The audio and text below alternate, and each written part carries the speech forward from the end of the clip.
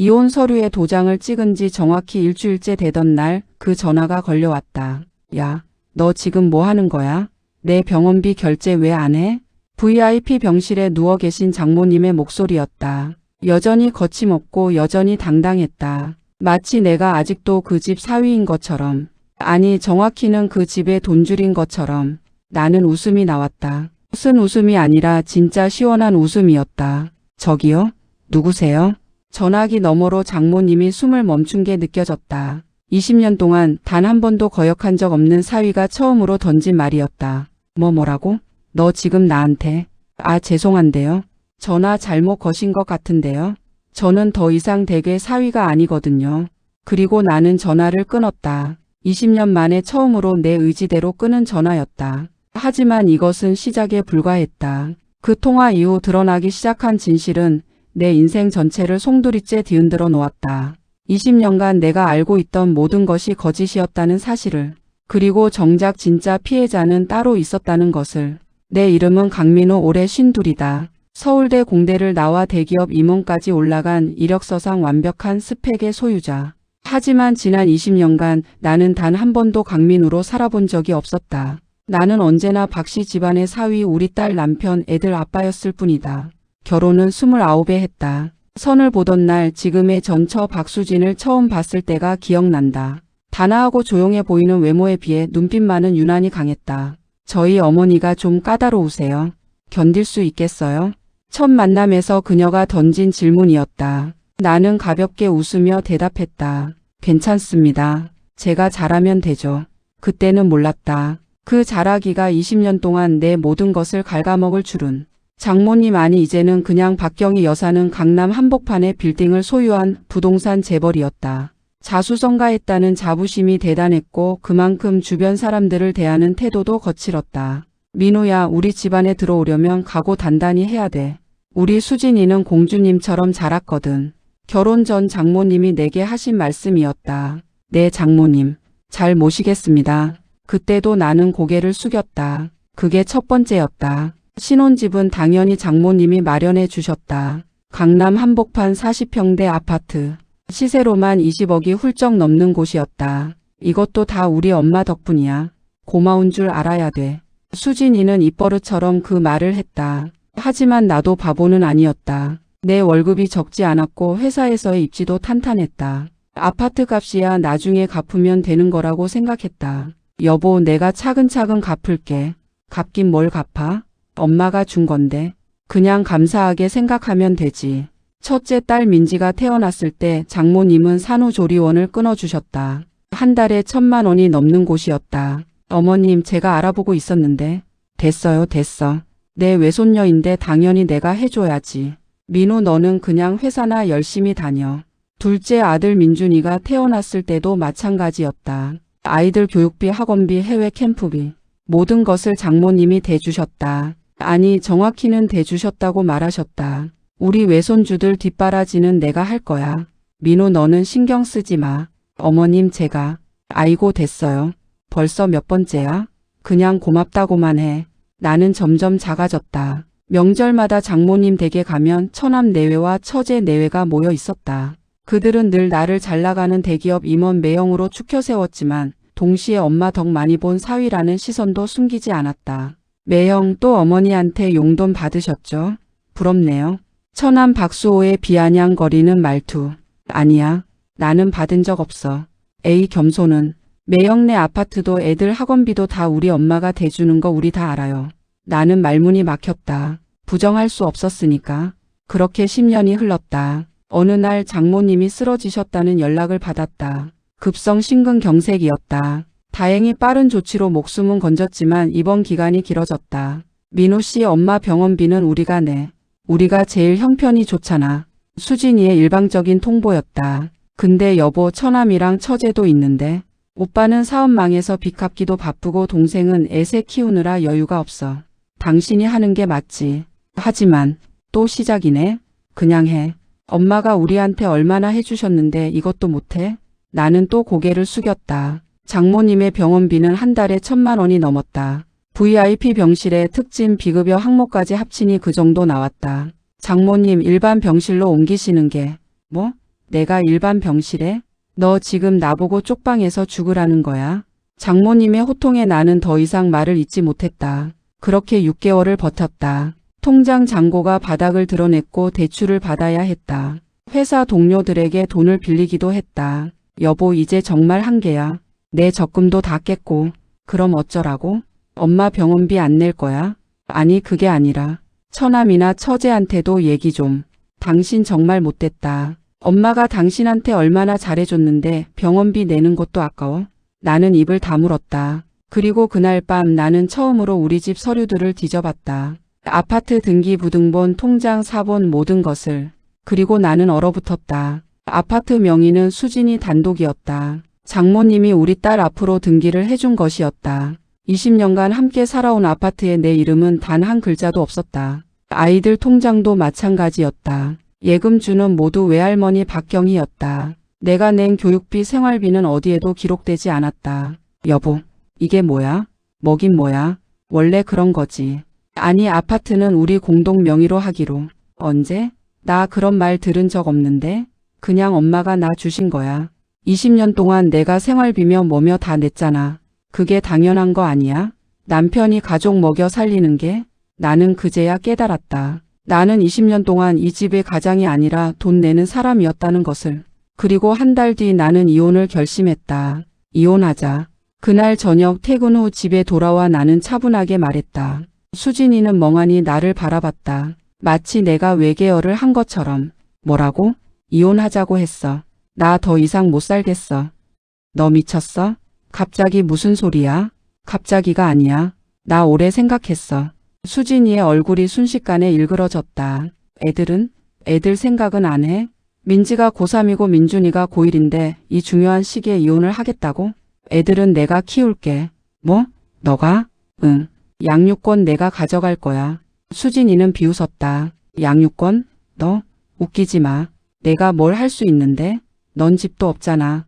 아파트 내 명의고 너 나가면 원룸에서 살 건데 애들을 어떻게 키워? 그 순간 나는 20년 만에 처음으로 아내의 진짜 얼굴을 봤다. 그래, 맞아. 집은 네 거지. 근데 그게 다야? 그동안 내가 번 돈이 얼마인데 재산 분할 청구하면. 재산 분할? 뭘 분할해? 여기 아파트? 이건 엄마가 나 준 거야. 혼인 중 형성된 재산도 아니고 법적으로 당신 건 하나도 없어. 나는 식탁을 탁 쳤다. 20년 동안 내가 번 돈이 전부 생활비로 나간 건데 그게 재산 형성에 기여한 게 아니야? 그건 당신 의무였어. 가장으로서. 그걸 가지고 떼쓰는 거야? 나는 말문이 막혔다. 이 여자는 처음부터 계산하고 있었구나. 좋아. 그럼 위자료라도 받을 거야. 당신이 나한테 한 정신적 학대, 경제적 착취. 학대? 착취? 수진이는 킥킥거리며 웃었다. 증거 있어? 내가 언제 당신한테 손찌검했어? 욕했어? 뭐 하나 증명할 수 있는 거 있어? 감정적 학대는 법은 증거로 말해. 당신 같은 대기업 임원이 그것도 몰라?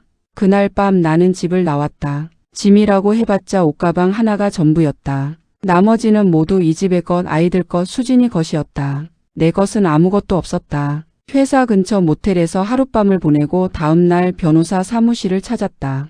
선생님, 제 상황이 이런데 재산 분할이나 위자료라도 받을 수 있을까요? 50대 중반의 여성 변호사는 서류를 꼼꼼히 살펴보더니 고개를 저었다. 어렵습니다. 아파트가 결혼 전 장모님 명의로 증여된 것이고 혼인 중 의뢰인 명의로 형성된 재산이 없으시네요. 하지만 제 월급이 생활비로 지출된 것은 재산 분할 대상이 아닙니다. 오히려 배우자가 전업주부였다면 가사노동 기여도를 인정받을 수 있는데 부인도 직장을 다니셨고. 그럼 위자료는요? 이혼 사유가 뭔가요? 부인의 외도? 폭행? 학대? 아니요. 그냥 성격 차이? 변호사는 한숨을 쉬었다. 그럼 쌍방 합의 이혼밖에 방법이 없습니다. 위자료도 어렵고요.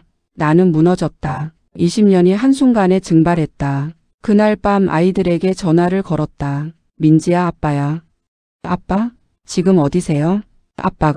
아빠가 엄마랑 좀 떨어져서 살 것 같아. 잠시 침묵이 흘렀다. 알았어요. 외할머니한테 다 들었어요. 뭐라고 들었는데? 아빠가 갑자기 이혼하겠다고 집 나갔다고. 외할머니 병원비도 안 내고. 내 심장이 철렁 내려앉았다. 민지야, 그게 아니라 아빠 저 바빠요. 수능 준비해야 되니까 끊을게요. 뚝. 민준이도 마찬가지였다. 아빠 저 친구들이랑 있어요. 나중에 얘기해요. 차갑고 무뚝뚝한 목소리. 20년 동안 키운 아이들이었다. 주말마다 함께 놀아주고 학교 행사마다 빠짐없이 참석하고 아플 때 밤새 간호했던 내 아이들. 그 아이들이 나를 버렸다. 아니 정확히는 외할머니와 엄마 편을 들었다. 나는 모텔 침대에 쓰러져 울었다. 50살 남자가 이불을 뒤집어 쓰고 소리 없이 흐느꼈다. 그리고 일주일 뒤 그 전화가 왔다. 야, 너 지금 뭐 하는 거야? 내 병원비 결제 왜 안 해? 장모님이었다. 아니 이제 남이 된 박경희 여사였다. 저기요? 누구세요? 뭐라고? 너 지금 나한테. 아 죄송한데요. 전화 잘못 거신 것 같은데요. 저는 더 이상 댁의 사위가 아니거든요. 나는 전화를 끊었다. 가슴이 뛰었다. 두려움이 아니라 희열이었다. 20년 만에 처음으로 내 의지대로 한 행동이었다. 그리고 5분 뒤 수진이한테 전화가 왔다. 야, 너 미쳤어? 엄마한테 그게 뭐야? 난 미친 게 아니라 정신을 차린 거야. 이혼 서류 보내. 빨리 정리하자. 너 후회할 거야. 당신 혼자 뭘 할 수 있는데? 모르겠어. 근데 당신들이랑 사는 것보단 나을 것 같아. 나는 또 전화를 끊었다. 그날부터 나는 달라졌다. 회사 기숙사 신청을 냈고 주말마다 작은 원룸을 알아봤다. 20년간 모아둔 내 개인 적금으로 전세 보증금을 마련했다. 그리고 한 달 뒤 이혼 조정 신청을 법원에 제출했다. 재산 분할은 포기합니다. 대신 양육권은 제가 가져가겠습니다. 조정 자리에서 나는 차분하게 말했다. 수진이는 코웃음을 쳤다. 양육권? 애들이 당신 따라갈 것 같아? 그건 애들이 선택할 문제야. 이미 선택했어. 엄마랑 살겠대. 나는 입술을 깨물었다. 그래도 괜찮았다. 적어도 이제는 자유였으니까. 조정은 빠르게 진행됐다. 재산분할 포기 각서를 쓰고 양육비로 월 200만 원을 지급하기로 합의했다. 그럼 이혼에 합의하신 거죠? 조정위원이 물었다. 네. 우리는 동시에 대답했다. 그렇게 20년의 결혼이 끝났다. 하지만 진짜 지옥은 그 다음부터였다. 이혼하고 한 달쯤 지났을 때였다. 회사 동기 재혁이가 술을 먹자고 했다. 야, 너 요새 얼굴이 왜 그래? 많이 힘들지? 응, 좀. 이혼했다며? 소문 다 들었어. 나는 쓴 웃음을 지었다. 벌써 회사에까지 소문났어? 야, 임원급이 이혼하면 다 알지. 근데 너 진짜 재산 분할도 안 받고 나온 거야? 받을 게 없었어. 다 처가 명의더라고. 재혁이는 황당하다는 표정을 지었다. 20년 동안? 그럼 너 번 돈은 다 어디 갔는데? 생활비로 다 나갔지. 아파트 관리비, 애들 학원비, 각종 공과금, 장모님 병원비까지. 장모님 병원비를 내가 냈어? 응, 6개월 넘게. 재혁이는 고개를 저었다. 야, 그거 이상한데? 장모님 재산이 얼마나 많은데 왜 사위가 병원비를 내? 처남이랑 처제는 형편이 안 됐고 A 말도 안 돼. 그 사람들 빌딩 몇 채 가진 거 회사에서 다 아는데? 나는 고개를 들었다. 뭐? 너 몰랐어? 박씨 집안 강남에 빌딩 3채야. 시가만 해도 수백억은 될걸? 그럴 리가. 처남은 사업 망했다고 했어. 빚도 있다고. 그게 몇 년 전 얘긴데? 작년에 새 빌딩 하나 더 샀다더라. 내 와이프 동생 말이야. 나는 숨이 막혔다. 재혁아, 너 확실해? 야, 우리 회사가 그 빌딩 관리하잖아. 내가 직접 서류 봤어. 명의자가 박수호더라고. 그날 밤 나는 잠을 이룰 수 없었다. 다음 날 아침 나는 등기소로 달려갔다. 장모님 댁 빌딩과 처남 처제 이름으로 된 부동산을 모조리 조회했다. 그리고 나는 경악했다. 빌딩 4채, 아파트 10채, 총 재산 가치가 1천억 원이 훌쩍 넘었다. 이게 뭐야? 그리고 더 충격적인 건 이 재산들이 최근 5년간 모두 증여로 넘어갔다는 사실이었다. 장모님에서 수진이에게, 장모님에서 처남 수호에게, 장모님에서 처제 수연에게. 증여세를 아끼기 위해 10년간 나눠서 증여한 흔적이 역력했다. 그럼 나한테 병원비 내라고 한 건? 나는 무릎이 꺾였다. 그들은 돈이 없어서가 아니었다. 그들은 나를 호구로 본 거였다. 그날 저녁 나는 다시 변호사를 찾아갔다. 선생님, 이거 보세요. 제가 장모님 병원비를 6개월간 7천만 원 넘게 냈는데 알고 보니 장모님 재산이 이 정도였어요. 변호사는 서류를 보더니 혀를 찼다. 이건 명백한 사기예요.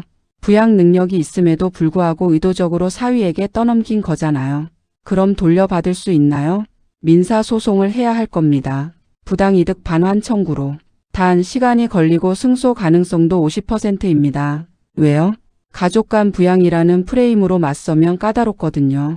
그쪽에서 사위가 자발적으로 냈다고 주장하면 나는 주먹을 쥐었다. 그리고 그날 나는 더 깊이 파헤치기 시작했다. 지난 20년간의 통장 내역을 모두 출력했다. 카드 명세서, 현금, 입출금 내역 모든 것을.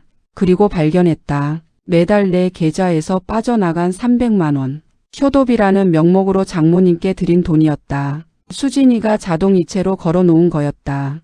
20년이면 7억 2천만 원.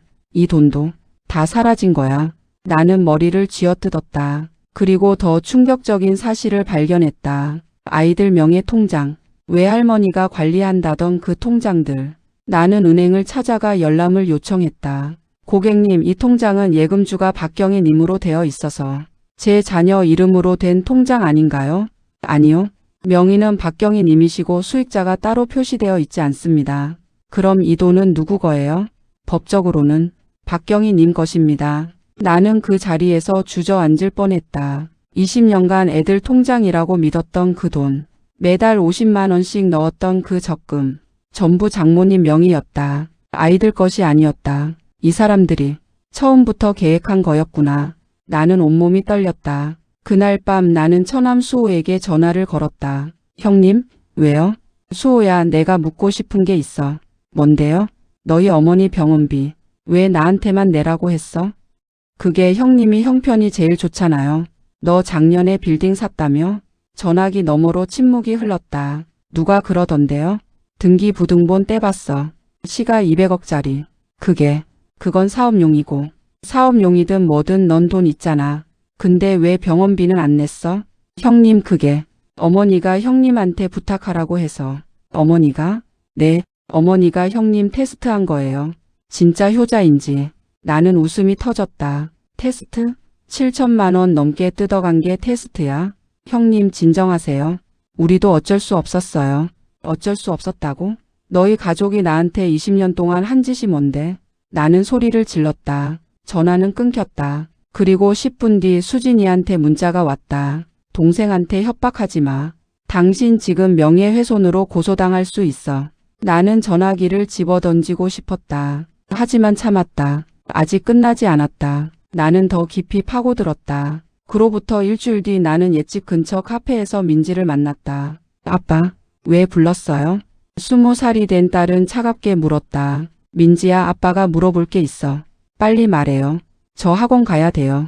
너 외할머니한테 받은 통장 있지? 네, 근데요? 그거 내 명의야?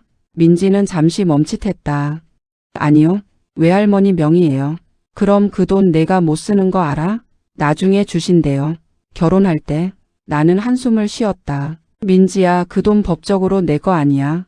외할머니가 안 주면 그걸로 끝이야. 그럴 리 없어요. 외할머니가 약속하셨어요. 약속? 서류로 된 증여 계약서라도 있어? 없어요. 근데 외할머니가 거짓말할 리 없잖아요. 나는 딸의 눈을 똑바로 바라봤다. 민지야, 너 아빠가 20년 동안 너한테 얼마나 썼는지 알아? 몰라요. 그게 왜 중요해요? 학원비, 과외비, 옷, 신발, 해외 캠프, 대학 등록금 전부 합치면 2억은 넘어.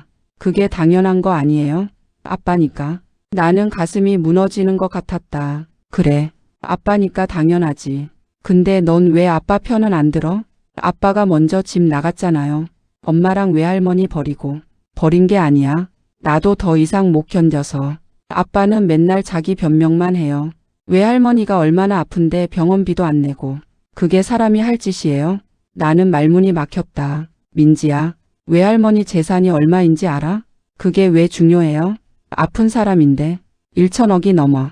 빌딩만 4채야. 민지는 눈을 깜빡였다. 그래도 아빠가 내야죠.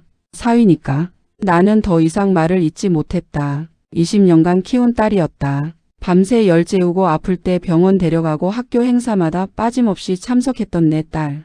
그 딸이 나를 돈 안 내는 나쁜 아빠로 보고 있었다. 민지야, 그럼 너 아빠 사랑한 적 있어? 딸은 잠시 침묵했다. 사랑은 했죠. 근데 지금은 실망했어요. 왜? 아빠가 너무 이기적이에요. 자기 하고 싶은 대로만 하잖아요. 나는 눈물이 났다. 하지만 참았다. 알았어. 가봐. 민지는 가방을 메고 일어났다. 뒤돌아보지도 않았다. 나는 커피를 한 모금 마시며 생각했다. 20년이 이렇게 쉽게 무너지는구나. 그날 저녁 나는 집으로 돌아와 책상 서랍을 뒤졌다.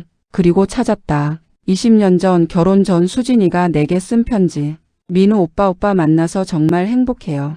우리 평생 함께해요. 오빠가 있어서 든든해요. 사랑해요. 나는 편지를 구겨서 쓰레기통에 던졌다. 그리고 핸드폰을 켰다. 문자 하나가 와 있었다. 발신인은 민준이었다. 아빠 나 할 말 있어. 내일 만날 수 있어? 나는 가슴이 두근거렸다. 혹시 민준이라도 내 편을 들어주는 건가? 다음 날 나는 민준이를 만났다. 고등학교 2학년 18살 아들. 아빠. 응 민준아. 무슨 일이야? 민준이는 고개를 숙였다. 아빠. 미안해. 응? 뭐가? 나. 외할머니 말만 듣고 아빠 오해했어. 나는 눈물이 핑 돌았다. 민준아. 누나가 막 아빠 욕하길래 나도 따라서 했는데 알고 보니 아니더라. 뭘 알았는데? 외할머니랑 엄마가 아빠한테 진짜 나쁜 짓 한 거. 민준이는 핸드폰을 꺼내 보여줬다. 녹음 파일이었다. 이거 며칠 전에 외할머니랑 엄마가 통화하는 거 몰래 녹음한 거야. 나는 재생 버튼을 눌렀다. 엄마, 민호 그 인간 완전히 정리됐지? 그럼 재산 분할도 포기했고 양육비만 꼬박꼬박 받으면 돼. 애들은? 애들은 당연히 우리 편이지. 민호가 나쁜 놈이라고 세뇌 끝났어. 잘했어. 근데 병원비는 진짜 웃겼다. 7천만 원이나 뜯어냈네. 그러니까 바보 같은 놈. 우리가 돈 없는 줄 알았나 봐. 근데 혹시 나중에 소송 걸면 어쩌려고? 증거 없어. 다 자발적으로 낸 거야. 우리가 강요한 적 없잖아. 킥킥거리는 웃음소리. 나는 핸드폰을 떨어뜨릴 뻔했다. 이게 아빠 미안해. 나도 속았어.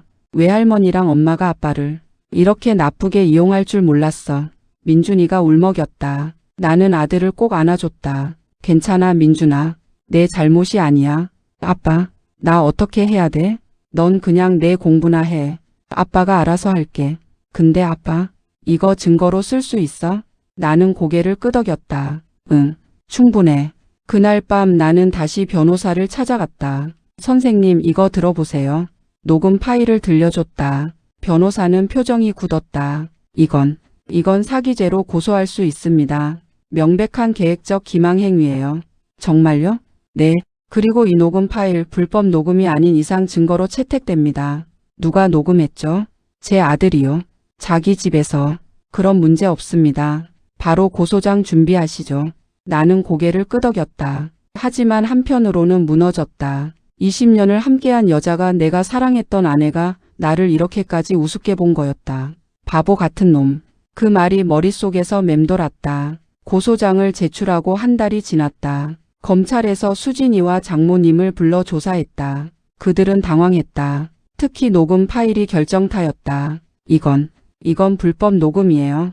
수진이가 소리쳤다. 하지만 검사는 고개를 저었다. 본인 집에서 자녀가 녹음한 건 불법이 아닙니다. 그리고 내용을 보면 명백한 사기 의도가 드러나 있습니다. 사기는 무슨, 제가 언제, 피해자에게 거짓 정보를 주고 금전을 편취했습니다. 특히 부양 능력이 충분함에도 불구하고 의도적으로 숨기고 병원비를 청구한 부분은 사기죄에 해당됩니다. 장모님은 입을 다물었다. 그리고 재판이 시작됐다. 법정에서 나는 모든 것을 증언했다. 20년간의 통장 내역, 증여 서류, 녹음 파일 모든 것을.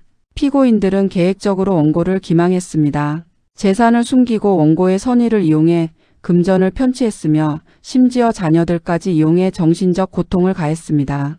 변호사의 말에 방청석이 술렁였다. 판사는 서류를 검토하더니 입을 열었다. 피고인 박수진, 박경희, 혐의를 인정합니까? 장모님이 일어섰다. 판사님, 제가 잘못했습니다. 법정이 조용해졌다. 저는 사위를 너무 우습게 봤습니다. 돈만 있으면 사람을 마음대로 할 수 있다고 생각했어요.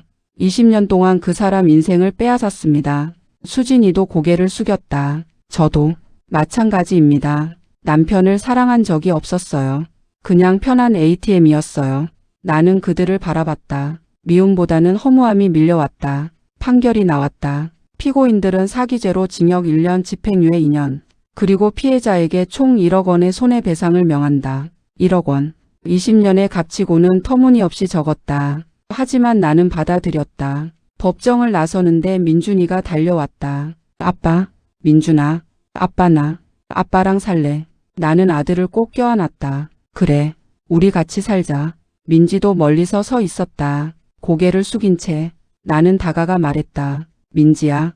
아빠 화 안 났어. 넌 속은 거야. 미안해요, 아빠. 나 정말 몰랐어요. 알아. 다 외할머니 탓이야. 민지가 울먹였다. 아빠, 나도 아빠랑 살면 안 돼? 나는 딸도 안아줬다. 그럼 우리 셋이서 다시 시작하자. 그날 밤 나는 새 아파트로 이사했다. 작은 투룸이었지만 이번엔 전부 내 명의였다. 아빠 여기 좁네. 민준이가 말했다. 응. 근데 여긴 진짜 우리 집이야. 민지가 짐을 풀며 물었다. 아빠, 엄마는 어떻게 돼? 엄마는 엄마 인생 사는 거지. 우린 우리 인생 살고. 외할머니는? 외할머니도 마찬가지야. 나는 창문을 열었다. 서울 야경이 펼쳐졌다. 20년 만에 처음으로 보는 내가 선택한 풍경이었다. 애들아, 아빠가 약속할게. 이제부터는 우리가 주인공이야. 누구한테도 휘둘리지 말자. 응. 두 아이가 대답했다. 그날 밤 나는 오랜만에 편히 잠들었다. 한 달 뒤 나는 회사에서 승진 제안을 받았다. 민호 상무 축하합니다. 전무로 승진하셨습니다. 감사합니다. 삶은 다시 시작됐다. 아이들과 저녁을 먹고 주말엔 함께 산책하고 소소한 일상이 행복이었다. 어느 날 민지가 물었다. 아빠 후회 안 해? 뭐가? 엄마랑 헤어진 거. 나는 고개를 저었다. 전혀. 오히려 잘한 것 같아. 근데 20년이잖아. 그래. 20년 날렸지. 근데 남은 인생이 더 중요해. 민준이가 웃으며 말했다. 아빠 멋있어. 나는 아이들을 바라봤다. 이제 우리는 진짜 가족이었다. 돈도 집도 명예도 아닌 서로를 아끼는 진짜 가족. 그리고 나는 깨달았다. 사랑은 늘 너무 늦게 온다는 걸. 하지만 그래도 괜찮다는 걸. 늦었어도 지금이라도 시작하면 된다는 걸. 끝.